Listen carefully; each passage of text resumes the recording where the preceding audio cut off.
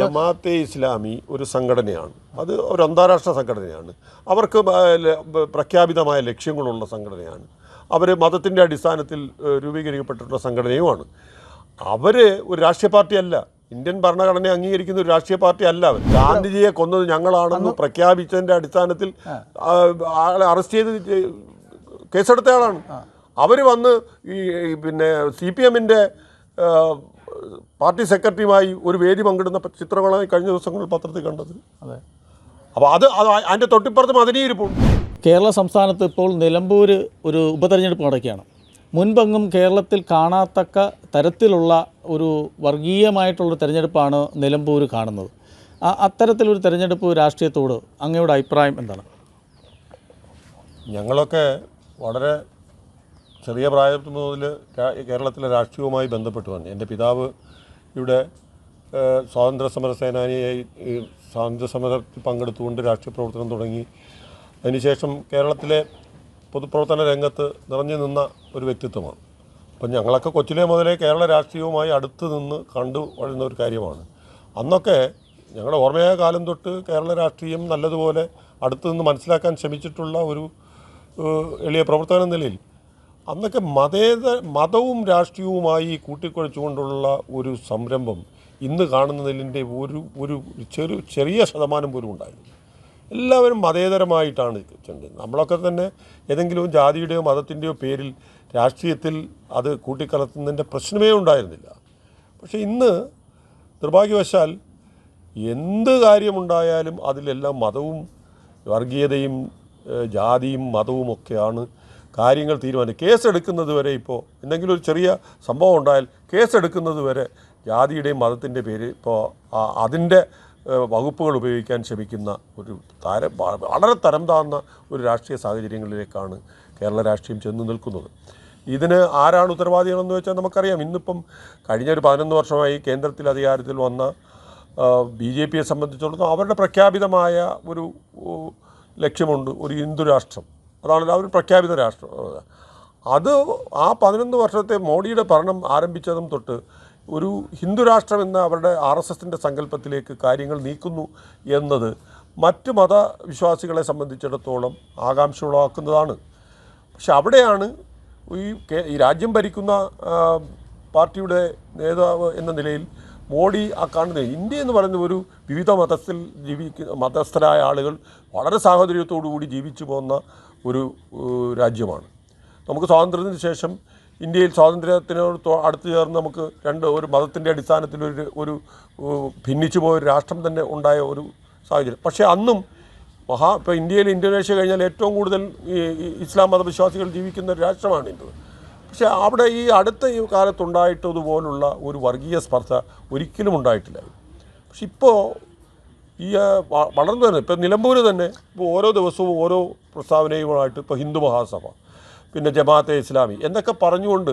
പക്ഷേ നമ്മളൊരു തെരഞ്ഞെടുപ്പാകുമ്പോൾ അവിടെ തെരഞ്ഞെടുപ്പിൽ വോട്ട് ചെയ്യുന്ന വോട്ടർമാർക്ക് എല്ലാവർക്കും ഒരു UDF-ഉം LDF-ഉം ഒക്കെ UDF ഒരിക്കലും അങ്ങനെ ഒരു മതത്തിന്റെ അടിസ്ഥാനത്തിലോ അല്ല. UDF LDF-ഉമായിട്ട് ഈ BJP-യെ വർഗീയ കക്ഷി എന്നാണല്ലോ ആരോപിക്കുന്നത്. അല്ല, ഞങ്ങളൊക്കെ ഇപ്പോൾ UDF രാഷ്ട്രീയത്തിന്റെ സജീവ അല്ല. അപ്പോൾ ഇത്തരത്തിൽ സമയത്താണ് ഈ ജമാഅത്തെ ഇസ്ലാമിയും അതേപോലെ ഹിന്ദു മഹാസഭക്കാരും രാഷ്ട്രീയത്തിലേക്ക് കടന്നു വന്നത്. ജമാഅത്തെ ഇസ്ലാമി ഒരു സംഘടനയാണ്. അത് ഒരു അന്താരാഷ്ട്ര സംഘടനയാണ്.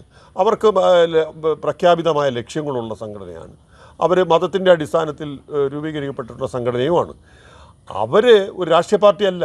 ഇന്ത്യൻ ഭരണഘടന അംഗീകരിക്കുന്ന ഒരു രാഷ്ട്രീയ പാർട്ടി അല്ല. അവർ തെരഞ്ഞെടുപ്പ് പറയുമ്പോൾ ഇവിടുത്തെ ഈ തെരഞ്ഞെടുപ്പ് രാഷ്ട്രീയം എന്ന് പറഞ്ഞാൽ ഭരണഘടന അംഗീകരിക്കപ്പെടുന്ന പാർട്ടികളാണ് അതിലൊക്കെ. ഇപ്പം ജമാഅത്തെ ഇസ്ലാമിയിൽ വിശ്വസിക്കുന്ന കുറേ ആളുകളുണ്ടോ, അവരാർക്ക് വോട്ട് ചെയ്യുന്നു എന്നുള്ളത് അവർ മതത്തിൻ്റെ അടിസ്ഥാനത്തിലല്ല. വോട്ടെന്ന് പറയുന്നത് മതത്തിൻ്റെ അടിസ്ഥാനത്തിലല്ലല്ലോ വോട്ട് രേഖപ്പെടുത്തുന്നത്.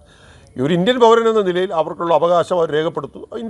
ഇപ്പോഴത്തെ കേരള രാഷ്ട്രീയം പരിശോധിച്ചിട്ട് അവർ UDF ഉയർത്തിപ്പിടിക്കുന്ന മതേതര രാഷ്ട്രീയത്തോടും ഈ ഇന്ത്യയിൽ സമാധാനപരമായി എല്ലാ മതത്തിലും ഒരുപോലെ ജീവിക്കണം, സമാധാനത്തോടും സാഹോദര്യത്തോടും കൂടി ജീവിക്കണം എന്ന UDF-ന്റെ മുമ്പോട്ട് വയ്ക്കുന്ന ലക്ഷ്യത്തെ അവർ പിന്താങ്ങുന്നു. അതുകൊണ്ട് നമ്മളത് പിന്നെ വർഗീയം കളിക്കുകയാണ് എന്ന് പറയാൻ പറ്റുമോ? അല്ല, ഈ നേരെ മറിച്ച് ഹിന്ദു മഹാസഭയുടെ നേതാവ് സ്വാമി ഇടതുമുന്നണി അതന്നെ UP സർക്കാർ CPM-ന്റെ സെക്രട്ടറിയുമായി ഒരു വേദി പങ്കോട്ടുകൊണ്ട് തെരഞ്ഞെടുപ്പ് രാഷ്ട്രീയം നടത്തുകയാണ്. അല്ല അത് വർഗീയതയല്ലേ? അല്ല UP-യിൽ ആ സ്വാമിയെ, ഹിന്ദു മഹാസഭയുടെ സ്വാമിയെ അറസ്റ്റ് ചെയ്തതാണ് യോഗി. അതെ, അതേ അവരെ നേതാവ് അതേ ആണ്. ഗാന്ധിജിയെ കൊന്നത് ഞങ്ങളാണെന്ന് പ്രഖ്യാപിച്ചതിന്റെ അടിസ്ഥാനത്തിൽ ആളെ അറസ്റ്റ് ചെയ്ത് കേസെടുത്ത ആളാണ്. അവർ വന്ന് പിന്നെ CPM-ന്റെ പാർട്ടി സെക്രട്ടറിയുമായി ഒരു വേദി പങ്കിടുന്ന ചിത്രങ്ങളായി കഴിഞ്ഞ ദിവസങ്ങളിൽ പത്രത്തിൽ കണ്ടത്. അതെ, അപ്പോൾ അതിൻ്റെ തൊട്ടിപ്പുറത്ത് മദനീയിരിപ്പുണ്ട്. അതെ.